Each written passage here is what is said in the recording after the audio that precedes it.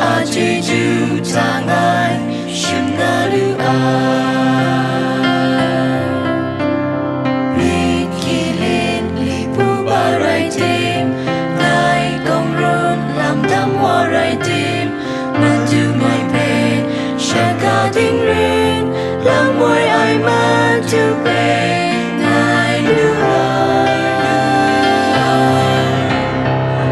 Song sing na gerai ngai pe jeju lam de wai oi tani tana masam mung shi ngai pe jo sai pe tai mung kana le ru ta ngai pe ma ko ma ga ya sai shi mai lung krung bi sa ngai pe lam wai la